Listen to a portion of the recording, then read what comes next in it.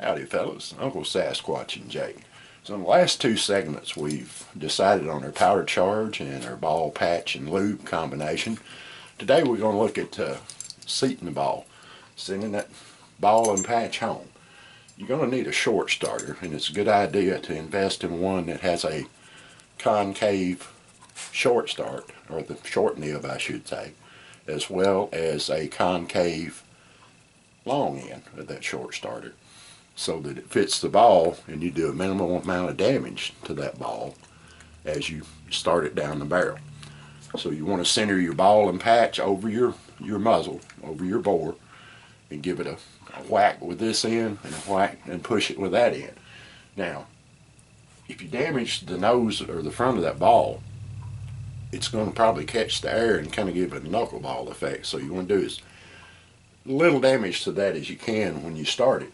And then also on your Ramrod, your wiping stick, you want to have some kind of concave end on it as well.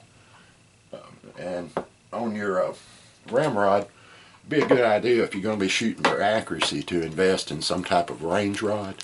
This one is a steel. Of course, it has a way to attach a concave tip to it as well, and it has a muzzle protector on it. Also, you want to be careful with your rifle and try to do as little damage as possible to it as you start that ball. You probably could also, they sell these things individually, the little muzzle guard. You could probably order one of those the right diameter and use it to help center your short starter as you go down. Now, once you get everything going and you put the ramrod in there, you want to push down on that ball until you feel it seat on the powder charge. Don't tamp it, just seat it firmly. And it might be a good idea as well, once you get your charge worked up that you want, to mark that ramrod so that you make sure it's seated.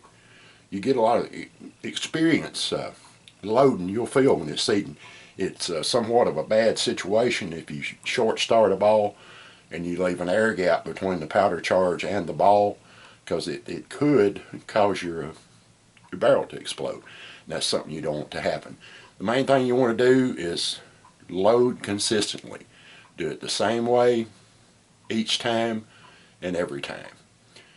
And in the next segment we'll talk about priming. Don't know how much that has to do with accuracy, but you need to do that correctly as well, because on the flintlock, if you don't get enough powder in the pan, the thing won't go off. I hope this has been helpful, and I thank you for watching. Keep your powder dry. Mind your top knot, Pilgrim.